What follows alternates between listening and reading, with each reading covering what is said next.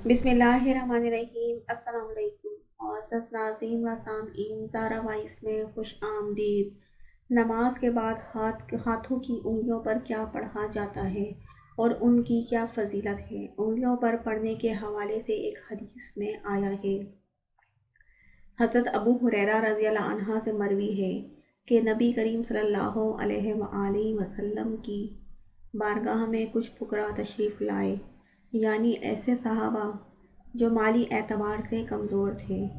वो आए और उन्होंने अर्ज़ की, या रसूलल्लाह सल्लल्लाहु अलैहि वसल्लम, जो मालदार हैं वो बुलंद दर्जात और हमेशा रहने वाली नेमतें लेकर गए, यानी उन्होंने अपने माल की वजह से जन्नत में दर्जात हासिल कर लिए।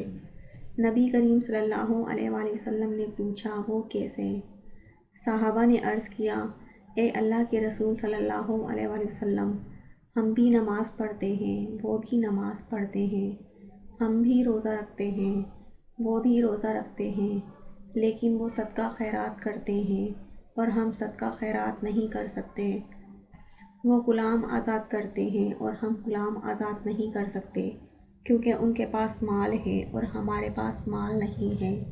इसलिए वो अपने माल की वजह से जो अल्लाह की राह में ख़र्च करते हैं और सदका खैरात करते हैं और ग़ुलाम आज़ाद करते हैं, उन्होंने अपने माल के ज़रिए जन्नत में बुलंद दर्जात हासिल कर लिए और हमसे सबकत ले गए।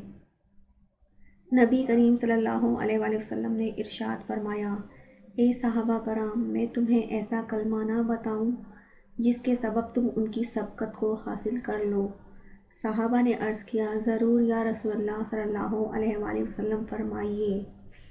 नबी करीम सल्लल्लाहु अलैहि वसल्लम ने इरशाद फरमाया, तुम हर फ़र्ज़ नमाज के बाद 33 मरतबा सुबहान अल्लाह, 33 मरतबा अल्हम्दुलिल्लाह और 34 मरतबा अल्लाहु अकबर पढ़ लिया करो, तो ये बहुत बेहतर है और अच्छा है। Thanks for watching. Please like, share and subscribe.